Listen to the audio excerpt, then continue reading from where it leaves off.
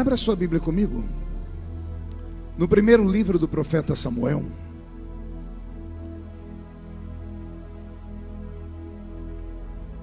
Deus está aqui. Primeiro livro do profeta Samuel, capítulo 1. Vamos ler o versículo 8. E depois vamos saltar para o capítulo 3. Primeiro livro do profeta Samuel, capítulo 1, versículo 8, está escrito assim: E então Eucana, seu marido, lhe disse: Ana, por que choras? E por que não comes? E por que estás de coração triste? Não te sou eu melhor do que 10 filhos? Capítulo 3 do mesmo livro. Capítulo 3 do mesmo livro. Está assim escrito: O jovem Samuel servia ao Senhor perante Eli naqueles dias, e a palavra do Senhor era muito rara, as visões não eram frequentes. Certo dia, estando deitado no lugar acostumado, o sacerdote Eli, cujos olhos já começavam a escurecer-se a ponto de não poder ver, e tendo-se deitado também Samuel no templo do Senhor em que estava a arca, antes que a lâmpada de Deus se apagasse, o Senhor chamou o menino: Samuel, Samuel. E ele respondeu: Eis-me aqui. Amém, igreja? Feche a Bíblia, coloque no banco, na cadeira, e pegue na mão da pessoa mais perfumada do seu lado. Já que bonito não tem, pelo menos perfumado deve ter, né? Isso, aperte a mão da criatura com carinho até ela falar aleluia. Pentecostal que não faz barulho está com defeito de fabricação, não é? Vamos orar? Pai, nós te exaltamos, nós te glorificamos, e nós entendemos que dentro de alguns minutos, e esta linda igreja ficará pequena para o tamanho da glória que o Senhor vai mandar do alto dos céus.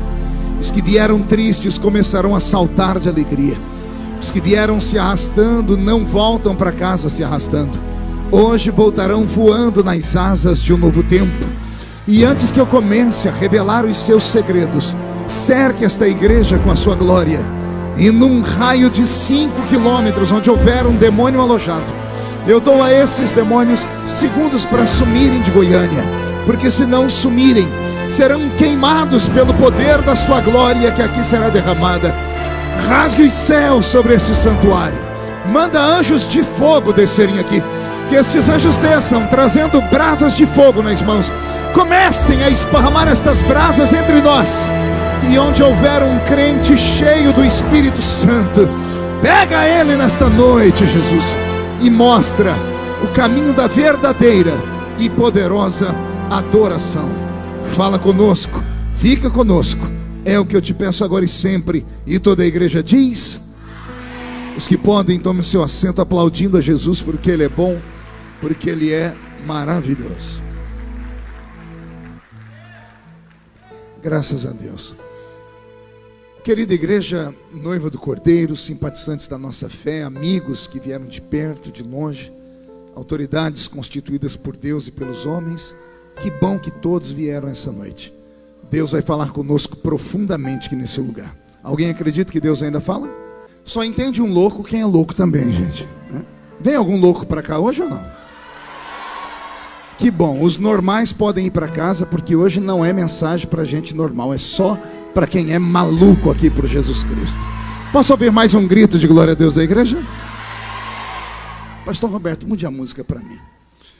Pastor João, eu li um texto essa noite que todas as vezes que eu passo o meu olhar pelo livro de Samuel me deixa apavorado. O livro do profeta Samuel não é um livro de fácil interpretação. Não se pode apenas pegar versículos isolados do livro de Samuel e transformar eles em pretexto. É preciso compreender o que está acontecendo com Israel. O profeta Samuel é erguido por Deus num tempo de mudança.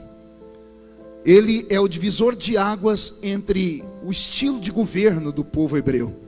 Antes de Samuel, os hebreus viviam debaixo de uma monarquia, ou melhor, debaixo de uma teocracia, porque Deus era o rei do povo hebreu. E depois de Samuel, Deus levanta um regime monárquico, e é Samuel quem vai ungir o primeiro rei de Israel, que foi Saul, e na sequência ele unge o grande e poderoso rei Davi. Amém até aqui, igreja? Então Samuel não é apenas um livro, não é apenas um nome, não é apenas um personagem. Ele é um personagem que divide águas, que muda conceitos e valores na nação de Israel.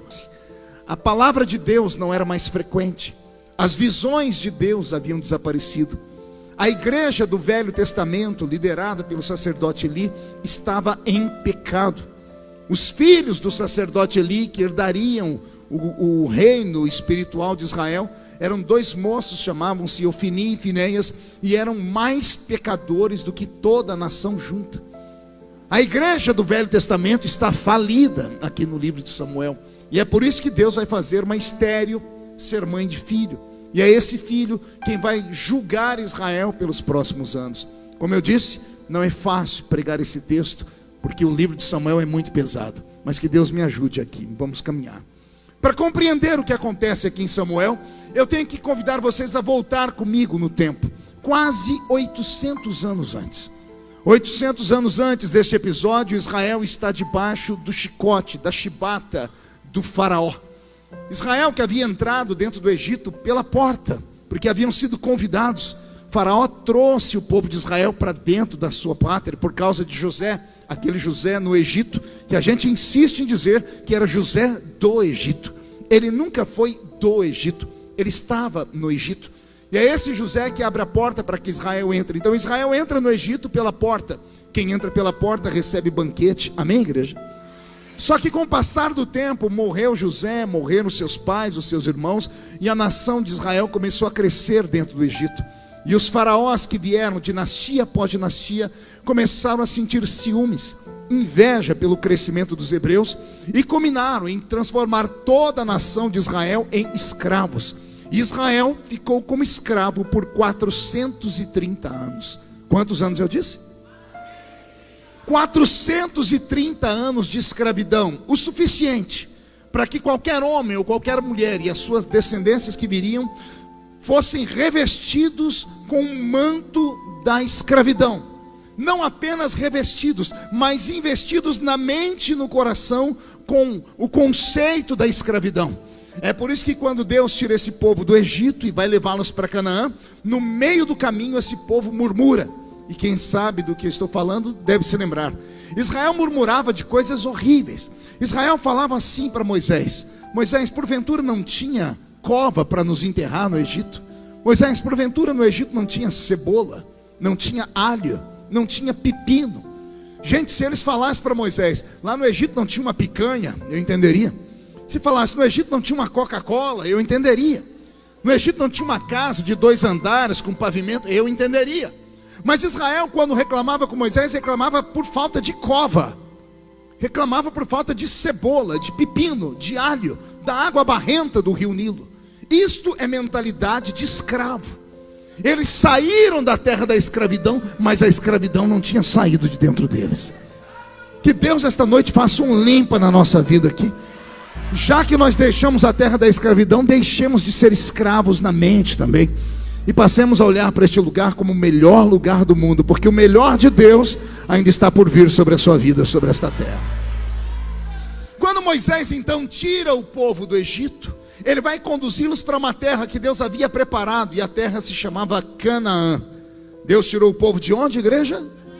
Não, do Egito. Tirou eles de onde? E estava levando eles para onde? Eu amo ver a escola apostólica. De novo, Deus tirou eles de onde? Estavam indo para onde? Entre o Egito e Canaã, por 40 anos, eles peregrinaram no deserto, na península do Sinai. Quem já esteve na península do Sinai, como eu que estive lá várias vezes, você atravessa aquilo a pé em 30, 35, no máximo 40 dias. Israel conseguiu ficar perdido por 40 anos, num caminho que eles fariam em 40 dias, porque o Egito faz divisa com Israel. A cidadezinha que separa o Egito de Israel é Tebas, e ali em Tebas hoje está a fronteira. Dá para você atravessar a pé, 40 dias, você sai do Egito, do Cairo, e chega ali em Israel a pé. Pois eles ficaram 40 anos. Deus os colocou dentro de um labirinto. Deus cegou os olhos deles. Eles não enxergavam o caminho. não conseguiam observar mais nada. Por quê? Porque Deus ficou irado com eles. Deus não tinha a pretensão nem a intenção de destruir aquele povo no deserto, porque foi o que aconteceu. Saíram do Egito, diz a Bíblia, 600 mil homens de guerra. 600 mil homens de guerra eram homens que tinham exatamente 30 anos, Glaucinho. Naquela época em Israel, a emancipação do homem era aos 30 anos. Por isso que Jesus começa o seu ministério com 30 anos. É batizado com 30 anos. Porque com 30 anos o homem não dependia mais do pai nem da mãe. Então quando a Bíblia diz, saíram do Egito 600 mil almas de guerra, eram 600 mil homens que tinham exatamente 30 anos. Fora os mais novos, fora os mais velhos, fora crianças, bebês, senhoras. Se somássemos isso, fizéssemos um cálculo, chegaríamos a quase 3 milhões de pessoas. Quantas pessoas eu disse? 3 milhões de pessoas saem do Egito com destino a Canaã. Das 3 milhões que saíram, só 2 entraram em Canaã. Vou repetir. Das 3 milhões de pessoas que Deus tirou da chibata de Faraó, que Deus tirou da prisão do Egito, somente 2 conseguiram atravessar a linha de chegada e entraram em Canaã. Dos que saíram do Egito, entrou uma multidão em Canaã, mas multidão de pessoas que nasceram no deserto. Dos que saíram do Egito, só 2. E não se apavore e nem se escandalize, nem o grande líder, nem o pastor Moisés, a quem Deus confiou um cajado e deu a ele um rebanho de quase 3 milhões de ovelhas, conseguiu entrar com o povo em Canaã. Somente 2 entraram, Josué e Calebe. Qual o nome dos 2? O restante foram sepultados na península do Sinai. E o dia que eu estava meditando isso, me deu um calafrio. Porque quando eu era menino na igreja, hoje só canto esses hinos bonitos que vocês cantaram aqui, né? E cada um dos que estava naquele microfone canta uma música bonita. Mas quando eu era menino na igreja, a gente cantava corinhos. E tinha um corinho que a gente cantava que dizia assim: caminhando eu vou, caminhando eu vou, caminhando eu vou para Canaã, glória a Deus. Por que é que nos ensinavam a cantar isso? Porque havia uma tipologia no louvor. Aliás, tudo antigamente era feito com base na Bíblia. Não era feito com base em sentimentos humanos, de coração e alegria, de pulo e dança. Era feito com base na palavra. Quando nós cantamos caminhando eu vou para Canaã, é porque nós deixamos o Egito. O Egito é símbolo do mundo, sempre foi. E Canaã, símbolo do céu. Por que cantávamos que estávamos indo para Canaã? Porque aceitamos Jesus como Salvador e saímos do Egito. E caminhar com Cristo era caminhar até chegar ao céu. Amém até aqui? Vou fazer uma pergunta, espero que todos estejam atentos. Quem aqui já saiu do Egito? Levante a mão. Que bom. Agora, por favor, preste atenção mais ainda. Quem já chegou em Canaã? Levante a mão para eu ver. O sangue de Jesus tem poder. Vê se a pessoa que está do seu lado aí está viva. Porque Canaã é o céu. A pessoa está aqui na terra ainda. De repente morreu, esqueceu de deitar e não foi sepultada. Preste atenção quando o pastor estiver pregando. O Egito é símbolo do mundo. Canaã é símbolo do céu. Quem já saiu do mundo aqui? Quem já chegou no céu aqui? Graças a Deus ninguém. Estão todos aqui. Se nós saímos do Egito e não chegamos em Canaã, onde é que nós estamos, igreja? Opa, alguém respondeu. Vou dar chance de todos responderem. Se nós saímos do Egito e não chegamos em Canaã, onde é que nós estamos, igreja? Então olha para o seu irmão e diga: você está no deserto. Então aguenta o tranco, porque deserto não é lugar para qualquer um. O problema todo não é o Egito. O problema é o que fazemos no deserto. É a forma como nos postamos até chegarmos em Canaã. Se você está aqui dentro e sente saudades do Egito, devia estar lá. Porque aqui, além de não ir para o céu, além de não ir para Canaã, ainda pode atravessar e fazer um monte de gente morrer no deserto. Se você está aqui e sente saudade da época que você bebia sua cachaça, fumava o seu cigarro, mexia com maconha e tinha trocentas mulheres ou 300 namorados, é sinal de que você saiu do Egito, mas o Egito não saiu de você ainda. Talvez seja por isso que a glória de Deus já não se manifesta mais como antigamente, porque as pessoas estão aqui agora, mas estão pensando em como está o resultado da Fazenda lá na Record. Estão aqui agora, estão preocupados porque ontem, parece que hoje teve um jogo e não pôde ser transmitido porque as televisões perderam o controle dos jogos. Estão aqui dentro e só Deus sabe onde está o seu coração. Aí vem para o culto e fica olhando para o pregador com essa cara feia, parecendo que foi batizado num pote de vinagre, e fica dizendo: eu prefiro música do que ouvir a pregação. Aí fica o culto inteiro com esse olho seco, parecendo olho de sapo que morreu no dia de enchente. Aí vem para uma igreja pentecostal e fica com essa boca travada, essa boca de aço, essa língua de ferro, esse queixo de concreto. Com todo respeito, se você quer ir para Canaã, você tem que começar a viver Canaã aqui dentro mesmo. Quando eu vejo tudo isso acontecer, eu começo a me lembrar do que Deus fez. Teve uma época, isso aqui é de escandalizar a gente. Deus chamou Moisés, olha o que Deus disse: Moisés, eu vou destruir esse povo. Pode imaginar Deus com esse tipo de conversa com alguém? Deus esperou a nação inteira dormir lá no deserto, depois de murmurar por falta de cebola, pepino, alho e água barrenta e cova. Deus chamou Moisés e falou: Moisés, sim senhor, eu vou destruir esse povo.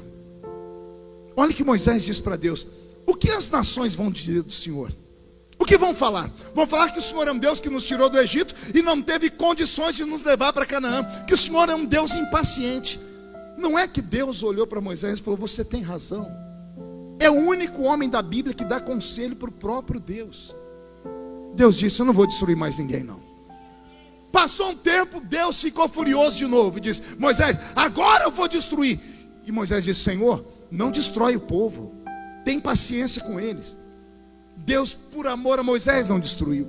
Até que teve um dia que Deus olhou para Moisés e disse: não tem como conversar com ele, ele é um homem manso demais. Eu vou fazer logo uma proposta indecente para ele. Deus falou assim: Moisés, vou destruir o povo, e antes de você defendê-los, escute a minha proposta. Eu vou fazer de você uma outra nação, uma grande e poderosa nação. Um dia eu estava lendo esse texto, tinha uma crise de riso. Quer perguntar o porquê? Eu falei: Deus, não faz essa proposta para mim, porque eu pastorei a igreja há 10 anos. Tem dia que é glória, é fogo, é festa, dá tudo certo. Mas tem dia que os crentes dão uma mão de obra, dão um trabalho, que você fala: o que eu estou fazendo aqui? Se Deus me pega num desse dia e fala assim: Mark, eu vou destruir essa igreja e vou te dar outra, eu falo: faz logo, Senhor. Ainda bem que Deus não fez essa proposta para mim, fez para Moisés. E mesmo sendo Moisés o homem mais manso da terra, a palavra desceu do céu, entrou no ouvido. Quando foi descer para o coração, Moisés desceu para o joelho.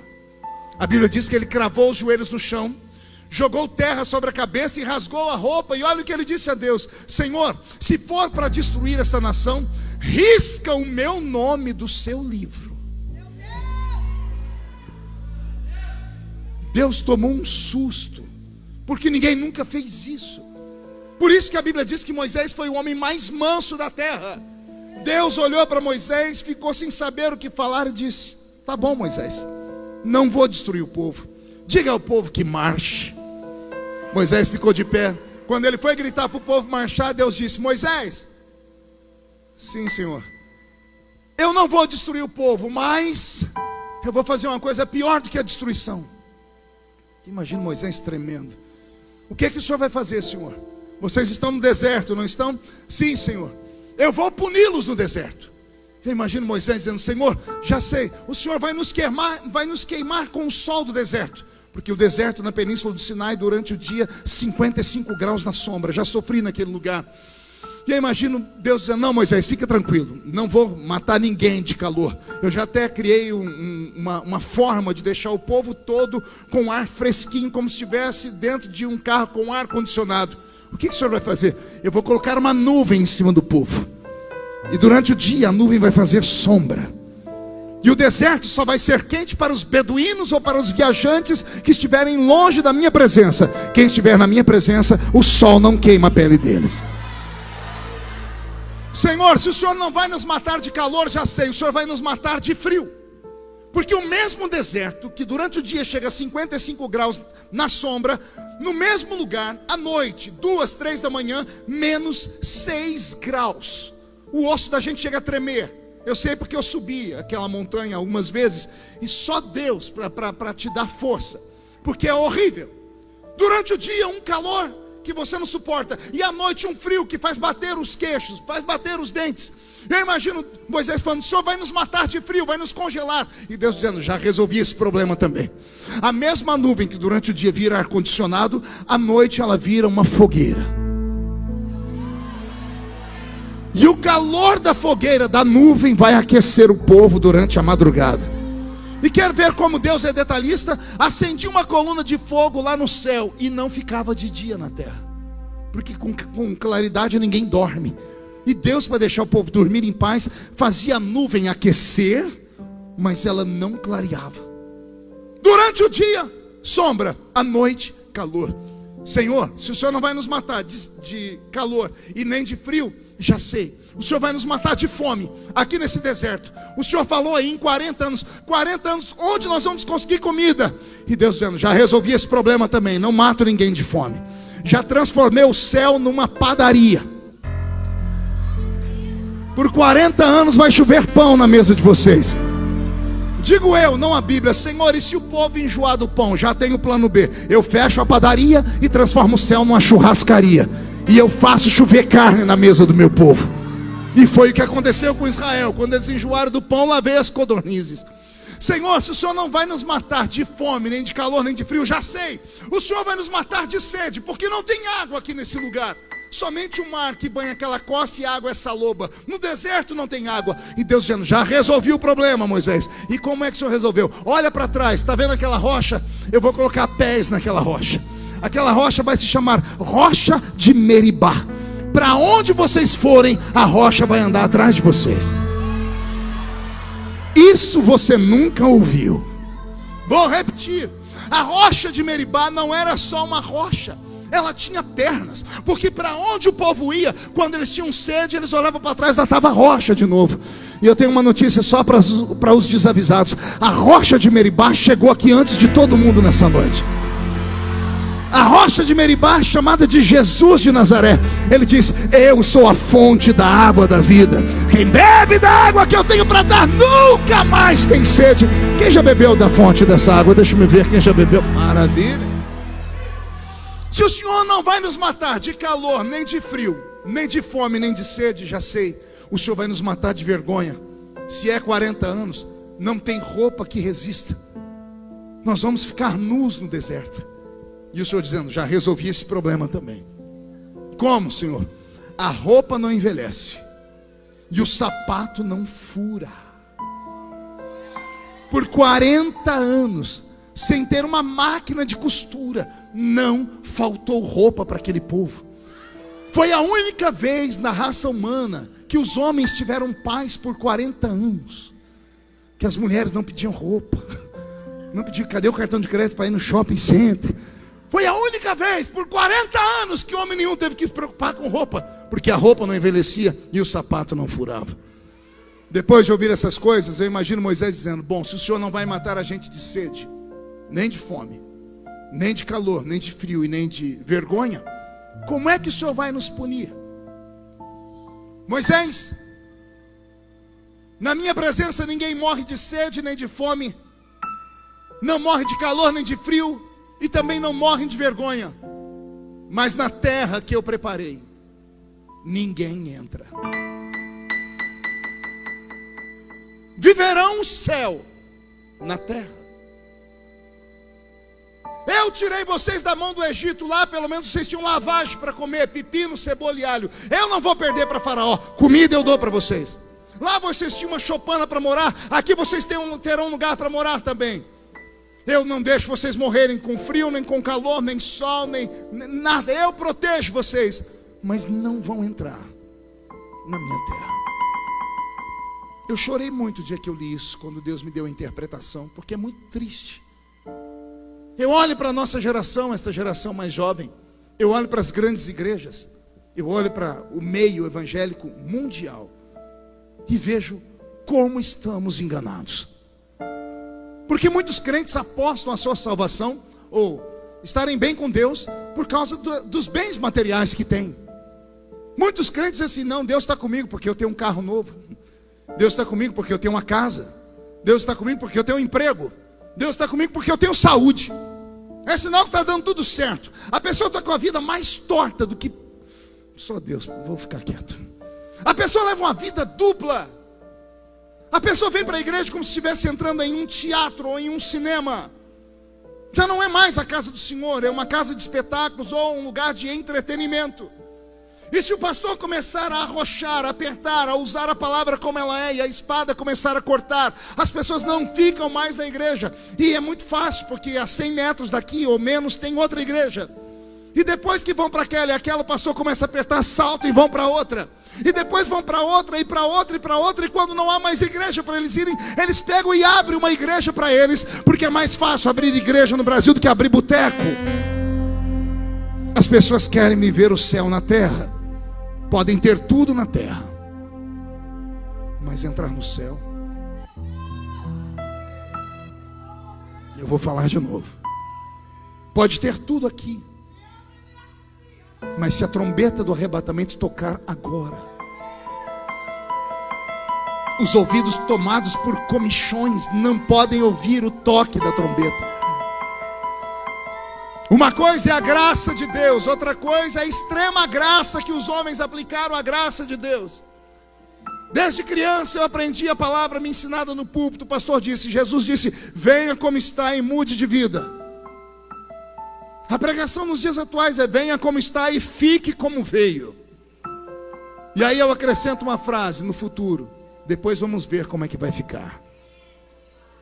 Bênção material nunca foi sinônimo de graça divina. O sinônimo da graça divina é arrependimento.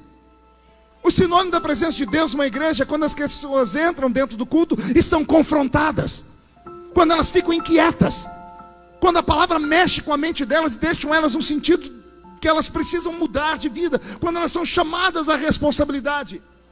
Israel fez tudo errado e pagaram um preço, não entraram no céu. E alguém vem me dizer: não, pastor, estamos em avivamento, o senhor está errado. O ano passado eu estava num hotel, Glaucinho, estava tão feliz que eu liguei ao Jornal Nacional e o William Bonner, pela primeira vez, falou assim: marcha para Jesus em São Paulo explode. 3 milhões de crentes marchando, e colocou um pedaço dos crentes gritando: Jesus é o Senhor, Jesus é o Senhor. Eu achei lindo aquilo. Quando eu fui dar uma glória a Deus, o Espírito Santo falou assim: filho, não dê glória a Deus ainda, veja se ele vai completar a frase dizendo: mais de 3 milhões de pessoas marchando para Jesus, vírgula, e um paralítico andou. Veja se vai dizer que um cego viu. Veja se vai dizer que houveram centenas e milhares de pessoas da Cracolândia que foram lá para o meio da marcha e se converteram. Quantidade nunca foi sinônimo de avivamento. Avivamento é qualidade. E qualidade não é ajuntamento. Qualidade é quando você vê os crentes virem para o culto e não deixarem em casa o velho lenço, porque sabe que a qualquer momento vão chorar na presença de Deus. Eu tenho receio de estar nos guiando o povo para um abismo. Falo isso como pregador, porque já preguei em mais de 80 países do mundo, em mais de 4.000 municípios do Brasil. Tenho mais de 30 milhões de DVDs esparramados com pregações ao redor do mundo. Me envelheci pregando, eu prego desde os 13 anos de idade. E de repente eu começo a fazer uma meia-culpa, uma reavaliação, e começo a ver as igrejas, e começo a ver que nós estamos perdendo as coisas mais simples que tínhamos. Estamos perdendo as coisas mais doces do cristianismo. Estamos perdendo o respeito próprio, o amor ao próximo. Que Deus nos ajude nessa noite. Que nós não sejamos enganados pelo espírito do anticristo que já governa. Há 3 semanas atrás, um pastor poderoso no Brasil, muito conhecido, fez um vídeo dizendo: temos que reavaliar a Bíblia. Alguém viu isso? Ele disse: Tem coisas na Bíblia que ficaram no passado. Nós temos pessoas hoje na igreja com a sua sexualidade diferente. Nós temos que dar oportunidade a elas. Nós temos que contemporaneizar a Bíblia. Nós não podemos mais expulsar as pessoas por causa dos seus pecados de adultério. Eu falei, meu Deus, onde é que nós estamos indo? Que caminho estamos tomando? Saímos do Egito, estamos no deserto, e por estarmos no deserto, porque Ele nos tirou do Egito, nada de ruim nos acontece. O sol não nos queima, o frio não nos congela, não falta água, não falta alimento e não passamos vergonha. Mas a pergunta que fica é: entraremos no céu? Veremos a face adorada de Jesus Cristo de Nazaré? Cantaremos com os santos anjos? Participaremos das bodas do Cordeiro? Eu não sei você, mas está na hora de nós reavaliarmos a nossa fé. Porque se a trombeta do arrebatamento tocar hoje, e daqui de dentro só 2 crentes subirem, um sou eu, quem é o outro? Vem atrás, deixa eu ver. Então levante a mão direita para o céu comigo, chacoalhe ela, coloque no ombro de quem está do seu lado com carinho e respeito. Agarre o ombro da pessoa, diga: o médico falou para não contrariar o pastor. Chacoalhe a pessoa até ela ficar irritada, irrita ela, mas com força, tira ela do lugar, dá um chacoalhão. Diga: Deus te trouxe aqui para isso. Sacode de novo, para isso. Deus te trouxe aqui para sacudir a sua fé, para sacudir a sua esperança, para sacudir o seu ministério, para sacudir a sua vida, a sua família, a sua casa, para sacudir esse ministério.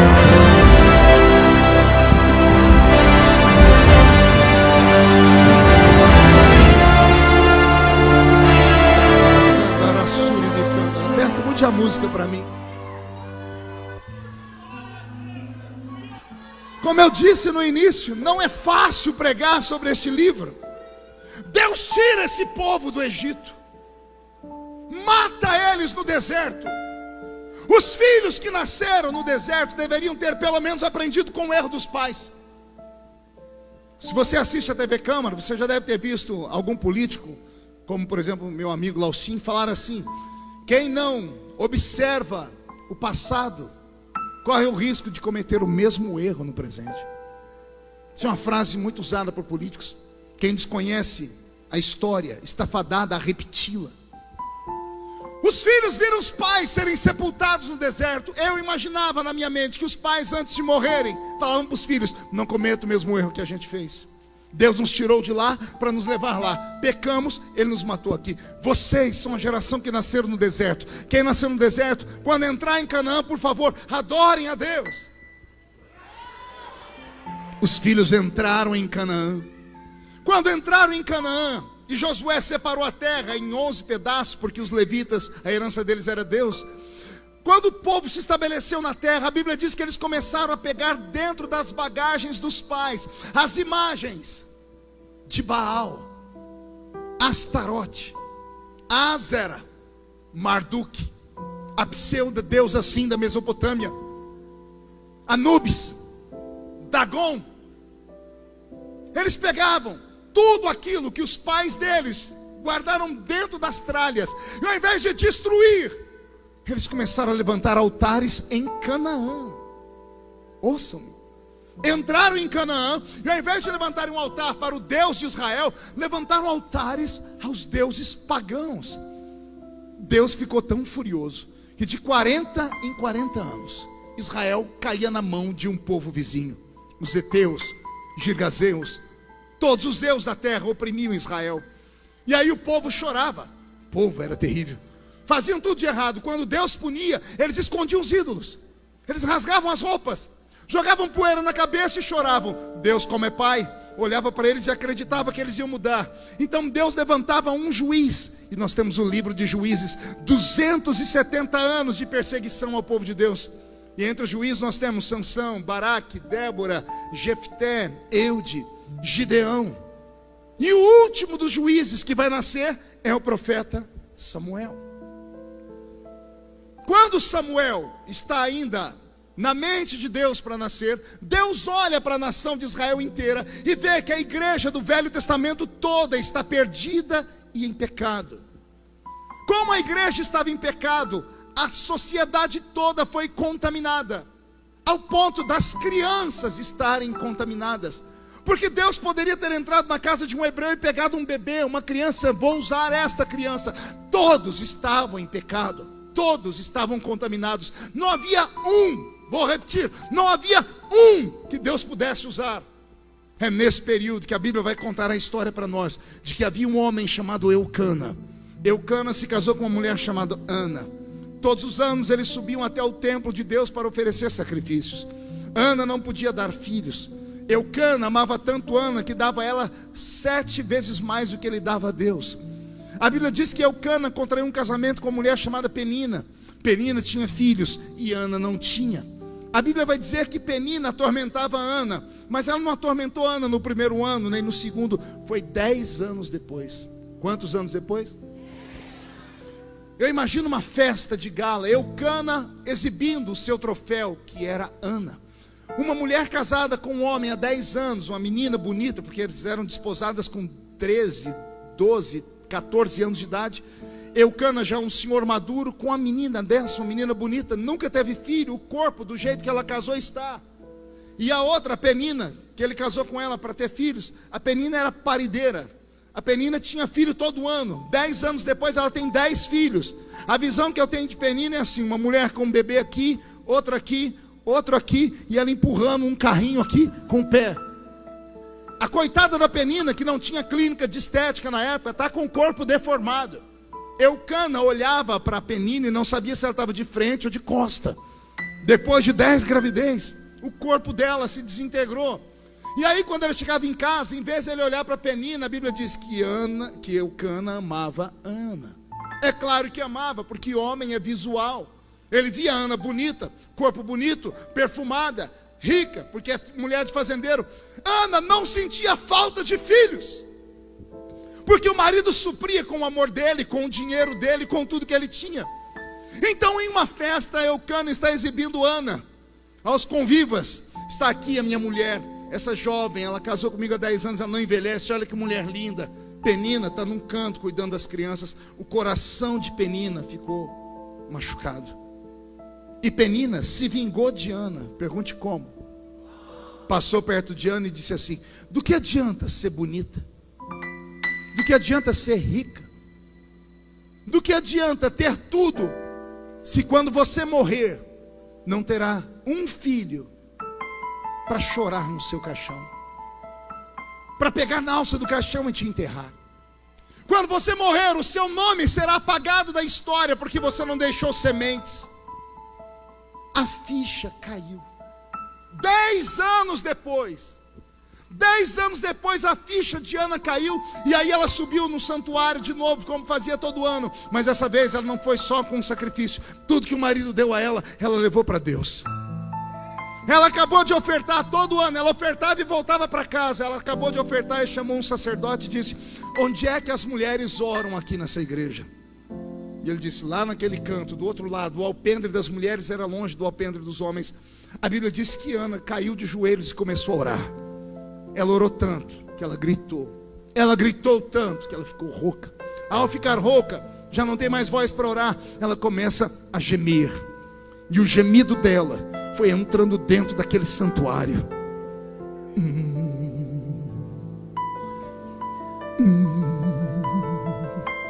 O som foi subindo. Chegou onde estava o sacerdote cego chamado Eli, com a boca cheia de gordura. A Bíblia diz que ele era obeso de tanto comer da gordura das ovelhas. Eu imagino ele vindo com uma coxa de frango, a barba cheia de gordura. Ele está em pecado, os filhos estão em pecado, a igreja estava em pecado. Ele chega perto da Ana, olha a mulher orando e gemendo. E olha a pergunta do pastor: isso é hora de você estar bêbada? Ela estava orando, ela estava gemendo, ela estava clamando. E o líder espiritual dela perguntou se ela estava bêbada. Se ela fosse membro das nossas igrejas hoje, ela levantava e dizia: eu nunca mais congrego nessa igreja, e ia embora. Mas como ela estava quebrantada, ela olhou para o sacerdote chorando e disse assim: não, meu senhor, a tua serva está amargurada de alma. A tua serva só queria um filho, porque se Deus me der esse filho, eu devolvo para ele. Deus olhou para a esquerda, para a direita, uma sociedade inteira de gente em pecado, inclusive o sacerdote. Na ausência de profeta, Deus usa jumenta. Deus tomou a boca do sacerdote em pecado, e o Espírito falou pela boca dele, dizendo: daqui a 1 ano você vai entrar aqui dentro, trazendo seu filho no braço. Ana saiu.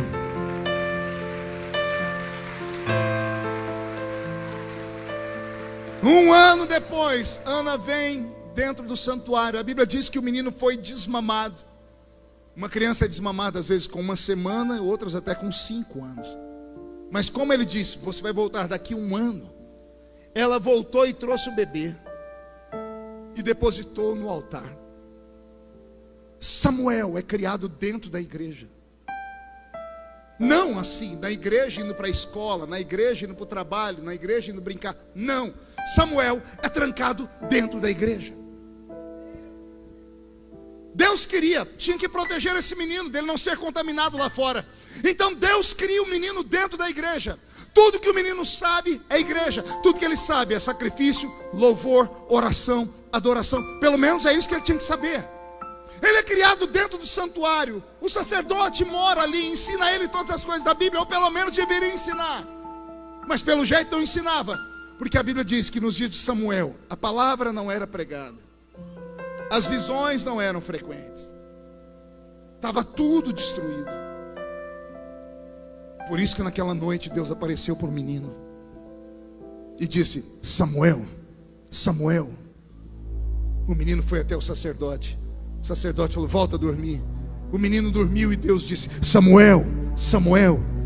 O menino correu até o sacerdote. O sacerdote se apavorou, porque se lembrou que foi assim que Deus chamou ele. E olha o que o sacerdote disse. Acredito que ele disse tremendo: volte para o seu quarto. Há de ser que se a voz se chamar de novo, responda: fala, Senhor. Fala, Senhor, porque o teu servo ouve. Quando o menino estava dormindo, aí a Bíblia Sagrada é tão metódica, que eu amo a Bíblia. A Bíblia diz assim: e Deus chamou o menino Samuel antes que a lâmpada se apagasse. Antes que a lâmpada se apagasse. Tudo na Bíblia é profético. Lá no santuário tinha um menorá com 7 braços, em cada uma das canaletas abastecido com azeite batido, porque era mais fácil para ser incendiado. Em cima das canaletas, fogo, 7 lâmpadas, 7 braços, 7 tochas de fogo.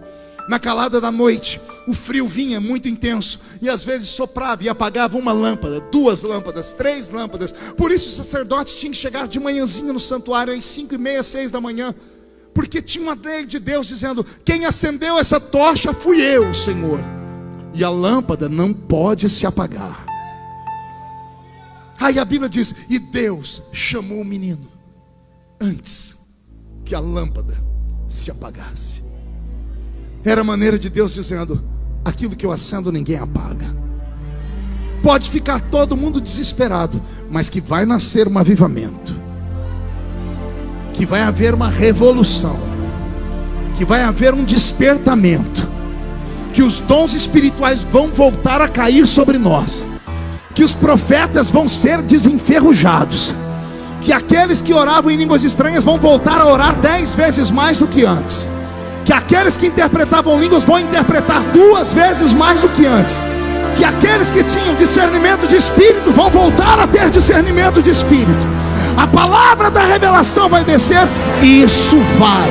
Eu profetizo em nome de Jesus que quem viver verá o maior avivamento que vai acontecer no Brasil, e vai começar em Goiânia, e vai começar aqui nesta noite, porque Deus chamou você pelo seu nome e te trouxe aqui só para te dizer: eu quero sacudir esta cidade com a minha glória.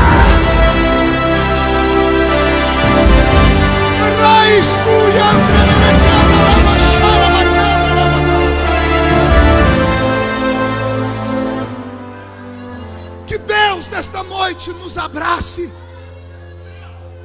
Que Deus nesta noite levante os nossos altares. Que Deus nesta noite nos faça nos arrependermos. Que haja nesta noite na sua casa um culto particular entre você e Deus. Que nesta noite o anjo das 3 da manhã te acorde e você possa escorregar da cama, cravar os joelhos no chão e se arrepender e chorar. Eu profetizo que a sua filha será visitada, o seu filho será visitado. Eu profetizo que os velhos serão visitados. Eu profetizo que nesta noite haverá uma revolução em Goiânia, Senhor. Onde houver uma taperinha velha, ou onde houver um templo de Salomão, que o seu Espírito desperte todos, porque Jesus está voltando. Ah, Jesus está voltando.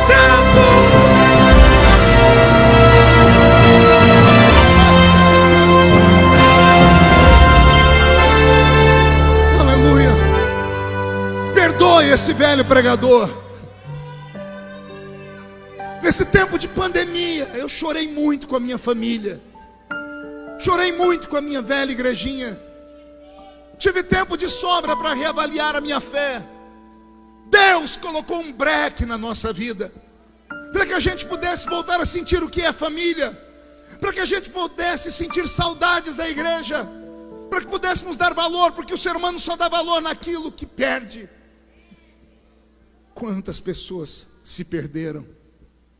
Depois que a pandemia está indo embora, as igrejas voltaram, muitos crentes não voltaram. E alguém diz: a pandemia desviou as pessoas. Mentira. A pandemia revelou os desviados. Eram pessoas que estavam conosco, mas só o corpo físico. As pessoas entram na igreja e acham que estão fazendo o máximo, quando na verdade não estão fazendo nada, porque entrar na igreja qualquer um entra. Tem até uma piada. Por que é que o cachorro entrou na igreja?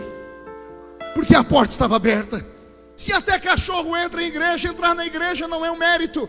Entrar na igreja todo mundo entra, por isso que as igrejas estão cheias. Eu quero ver entrar no culto. Eu quero ver as pessoas saírem da terra e durante o culto chegarem nas regiões celestiais, porque é nas regiões celestiais que o Senhor desenvolve os dons espirituais. Por isso as coisas estão desaparecendo. Posso ser um pouquinho sorumbático aqui, pastor, se o permite? Ser um pouquinho fleumático. Saudade, Glaustinho, da igrejinha da Vila Tatu, onde eu congregava. Que saudade. Saudade do culto de domingo, quando a gente chegava na igreja às 7 horas e dobrava o joelho, e ficava de joelho dobrado até o pastor dizer amém. Nós não vínhamos para a igreja, ficávamos sentados no banco, olhando a paisagem, vendo o telão da igreja, ou batendo papo com o irmão, ou mascando essa desgraça desse chiclete, que tem gente que está no culto e pensa que está na casa da mãe Joana. Nós não vimos para a igreja desse jeito. Aí as pessoas perguntam por que o culto era melhor. Era melhor porque nós entrávamos no culto desde o início. Sabe que crente, depois de 5, 6 anos na igreja, ele passa a tomar posse do lugar onde ele senta. Ele diz assim: esse lugar aí é meu, dá licença que é meu. A gente chegava na igreja, aqueles bancos duros. Quando a gente chegava 10 minutos atrasado, tinha que pular os irmãos. Aí a gente agachava, ia ajoelhar, o banco estava molhado, ou de choro ou de cuspe. Vou repetir. No banco, ou tinha lágrimas ou tinha cuspe. E às vezes tinha lágrima porque eles cuspiram muito na hora da oração, gritavam até o céu abrir. Agora, para mim, o melhor momento do culto, pergunte qual era, pastor? Era quando a gente estava de joelhinho dobrado e o velho pastor José Bispo, baiano sem pescoço. Conhece baiano sem pescoço? Sangue de Jesus tem poder. Pensa num povo brabo. O queixo dele era encostado aqui. Ele levantava com o olho cheio de lágrimas e começava a cantar assim: em fervente oração tens o meu coração na presença de Deus derramar. Conhece? Mas só podes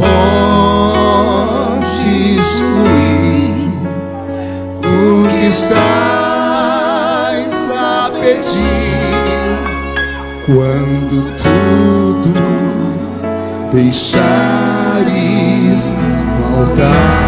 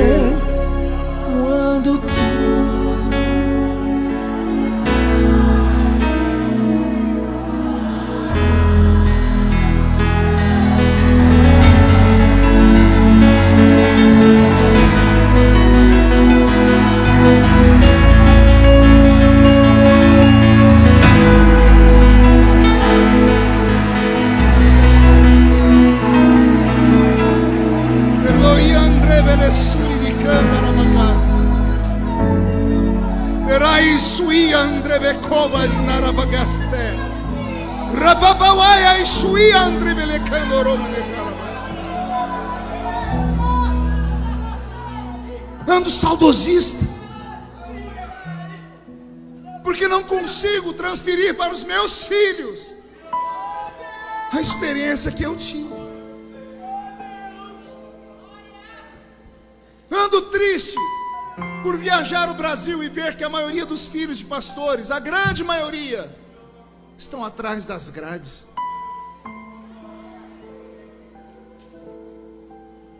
Ando mais triste ainda, porque os meus amigos que fazem ainda evangelismo em cadeia dizem que está tudo diferente até dentro da cadeia. Eles começam o culto e de repente está a cela inteira cantando louvor. E ele pergunta: como é que vocês sabem? 90%, tudo crente. Os crentes estão sendo presos. Daqui uns dias eu e o Glaucinho vamos ter uma missão árdua em Brasília. Vamos ter que votar a cassação de uma irmã nossa acusada de assassinato. Dá para entender isso? Crentes mandando matar e matando, crentes roubando, sendo presos, indo parar. Meu Deus, o que está acontecendo? O que está acontecendo? Eu não sei para onde nós vamos. Eu tenho medo de fracassar na minha missão. Eu preciso de uma criança. Esse garotinho aqui, fica rapidão, vem cá, isso, vem cá. Pega aqui na minha mão. Consegue subir aqui? Vamos lá? Isso, vem cá. Qual o seu nome? Marcos Paulo. Marcos, que nome bonito você tem. Tem mãe que sabe escolher nome. Qual a sua idade, Marcos? 6 anos. Você já está velho, já casou? Não. Graças a Deus. Vem cá, Marcos, vamos passear aqui nós dois. Vocês estão vendo um Marcos de 48 e um Marcos de 6. Marcos, você pode me abraçar? Pode me agarrar e não me solta. Em qual igreja esse Marcos vai congregar daqui 10 anos? Se Jesus não voltar, que tipo de evangelho ele vai estar ouvindo? Que tipo de louvor ele estará cantando? Porque tudo que uma criança vê, ouve, sente, vai ser o alicerce dela. As pessoas perguntam como é que eu aguento, porque tudo comigo vai parar no Jornal Nacional. E eu explico: eu aguento porque os meus pés foram fincados em uma rocha. Eu conheci Jesus na minha infância. Não era um Jesus de longe, não era um Jesus de música, era um Jesus que se revelava em sonhos, que falava comigo em sonhos, que me dava visões. Eu experimentei Deus. E esta geração? O que sabem de Deus? O que aprendem na escola? Quando eu era mais novo, nós tínhamos só 3 lugares para ir: igreja, casa e trabalho. Nossos pais oraram. Alguém me ajude aqui? Alguém me ajude aqui? Nossos pais oraram e Deus abriu a quarta porta. Fomos para a escola. Então o crente só tinha 4 lugares para ir: igreja, trabalho, casa e escola. A gente era oprimido em 3 desses lugares: no trabalho, na escola. A gente era oprimido em casa. Só restava a igreja. Aí quando a gente entrava na igreja, era um alívio, porque a gente entrava e ali a gente podia gritar, João. Ali a gente podia cantar. Ali alguém nos dava um abraço. Ali nos falava que Deus falava e levantava aquelas profetisas que só tinham 2 dentes na boca. Era o zagueiro e o atacante. A maioria delas era analfa de pai e beta de mãe. Mas elas chegavam perto da gente, botavam a mão no ombro da gente, arrepiava tudo. Falavam tudo errado, mas tudo se cumpriu. Lembro como se fosse hoje. Eu tinha 13 para 14 anos, recém-convertido. Estava num culto na Avenida N. Uma irmã pregando, irmã Geni com óculos fundo de garrafa, num culto de círculo de oração. Olha, jovem indo em culto de círculo de oração. A gente não tinha para onde ir, igreja era uma festa. Ela está pregando, ela arrumou o óculos, limpou, botou, tirou, limpou de novo. Falou: irmãs, eu estou tendo uma visão. Aquele menino ali levantou, pediu para eu ficar em pé, era eu. Por que eu estou vendo a bandeira do Brasil enrolada em volta de você? O Brasil, você está enrolado na bandeira do Brasil. E onde você vai passando, um monte de bandeiras de outros países vai se curvando. No alto da Vila Tatu, numa igreja onde só tinha cortador de cana. Eu tinha 14 anos de idade, 13 para 14 anos de idade. Deus falava. Eu vou repetir: Deus não era um ser que morava lá na cima das nuvens, 1 milhão de quilômetros longe da gente, inacessível, não. Deus caminhava conosco. Não precisávamos fazer um culto específico para a cura, um culto específico para batismo com o Espírito Santo, um culto específico para relações, sentimentos. Não precisávamos. Todo culto acontecia isso. Vila Tatu não tinha hospital, nem farmácia, e doença só ataca de madrugada. Acordava a vila inteira, Glaustinho. A gente abria a janela para ver os gritos, e lá vai um homem correndo com a criança no braço, todo mundo atrás dele. De repente ele bate na porta do presbítero da igreja, irmão Ovídio Ramos, um negro alto de 2 metros de altura, a mão parecendo uma raquete de tênis, desse tamanho, a barriga assembleiana, né? Curva da prosperidade, cemitério de frango. Irmão Ovídio abre a porta e fala: o que foi? E o irmão gritando: meu filho está morrendo. Ele falou: Karma, você trouxe aqui por quê? Porque a Bíblia diz que o presbítero pode orar. Ele disse: pode mesmo, vem cá, vou pegar o óleo. Não tinha óleo. O irmão Ovídio abre uma lata de banha de porco. Oh glória. Enfia a mão na banha de porco e unge a criança da cabeça aos pés. Unta o corpo do menino inteiro, termina de ungir, fala assim: pode levar porque Jesus já curou. De manhãzinha, a vila acordava, e lá estava o menino empinando uma pipa. O menino estava morrendo, mas agora de manhã já está empinando uma pipa. E a mãe toda fez assim: o presbítero orou, Jesus curou. Jesus não cura mais como antes. Pergunte por quê? Você tem plano de saúde. Todo mundo tem Unimed. Todo mundo tem conta na farmácia. Esquecemos do altar e dos milagres do altar. Esquecemos daquilo que Deus faz. Sabe a pior coisa que tem para um pai? Pergunte qual é. É o filho virar adolescente. Tem algum pai que tem filho adolescente? Meus sentimentos. É uma prova. Porque o filho adolescente, ele acha que sabe tudo. E ele acha que não precisa do pai para nada.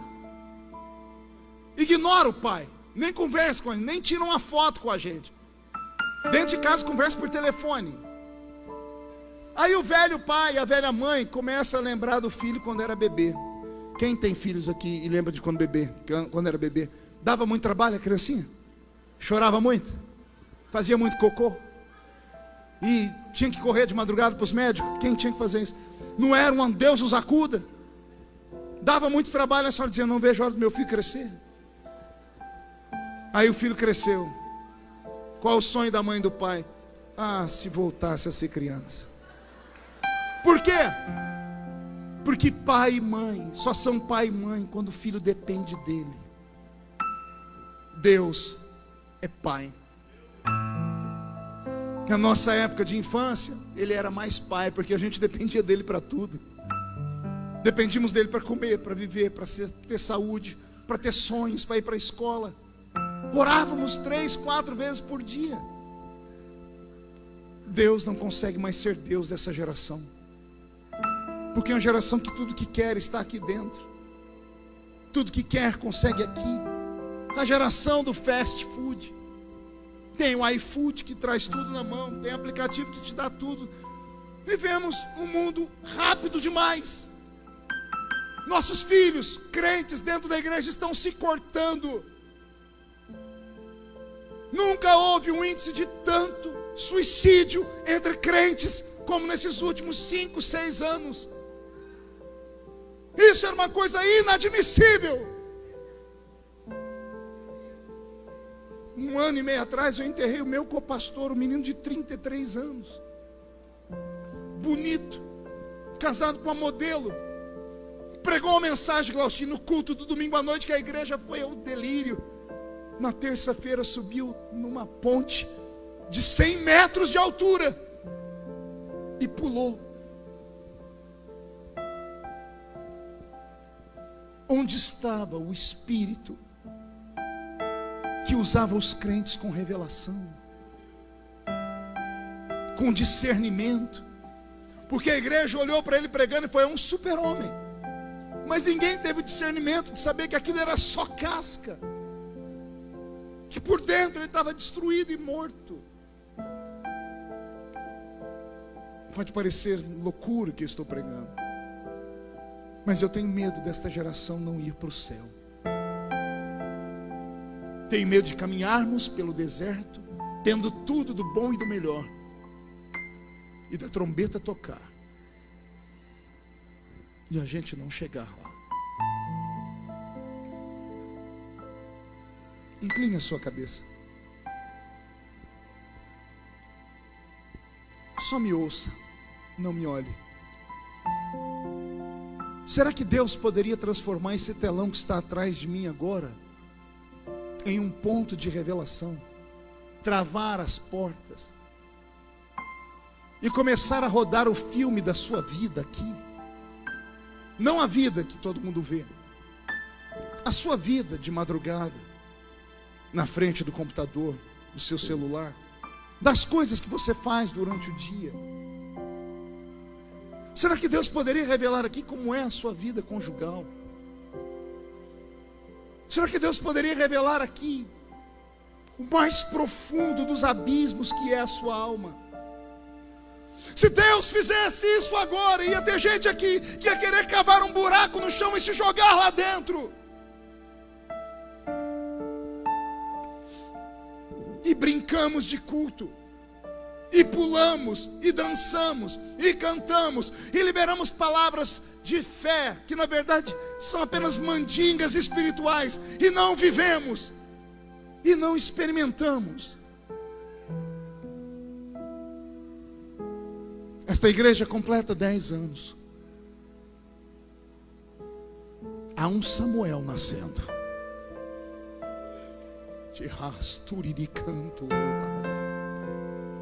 Nesses 10 anos, a Assembleia de Deus semear vai gerar um Samuel.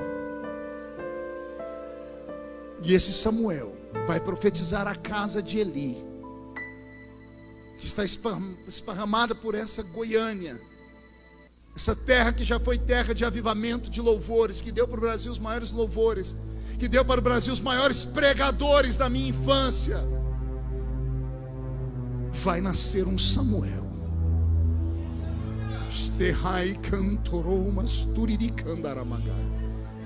E que quando este Samuel nascer, se prepare, porque ele vai preparar a volta do Salvador.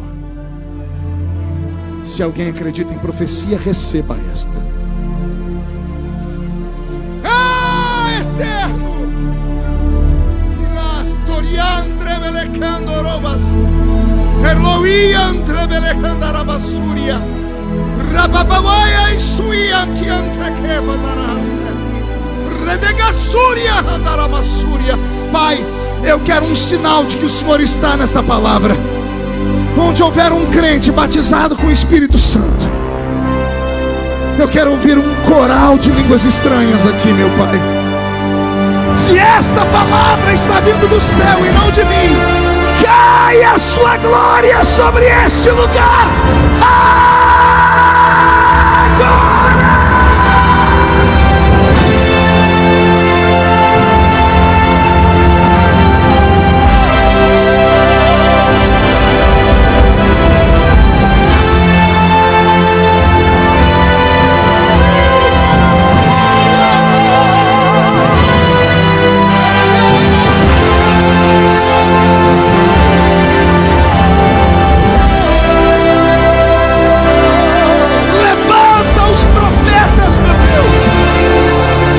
Batiza com o Espírito Santo agora. Cure os enfermos agora. Levante os sacerdotes agora.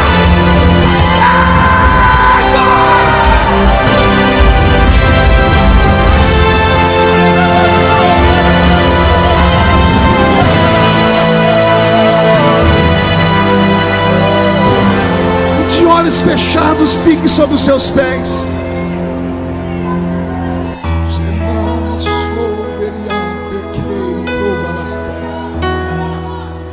Fique de pé.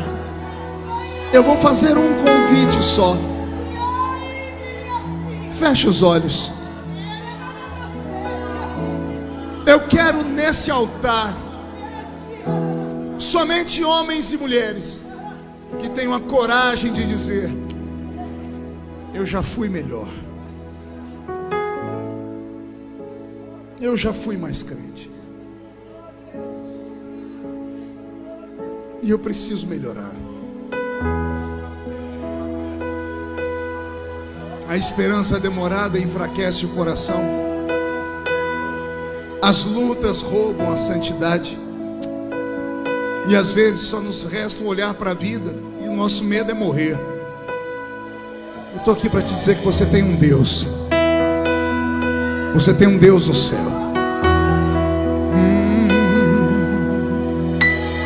Como sacerdote desta noite, a Bíblia Sagrada diz que tudo que eu ligar na terra será ligado no céu, e até pecados serão perdoados. Pelo choro, o arrependimento, eu libero a unção do perdão. E não importa o que aconteceu até 1 minuto atrás, todos estão mais alvos do que a neve. O demônio não pode mais acusar. Os diabos não têm mais poder sobre você. E eu profetizo que você está purificado. E tudo que foi roubado está sendo devolvido. Os que estão ajoelhados, fiquem de pé. E os que estão de pé, peguem na mão uns dos outros. Ah, nós temos um Pai no céu.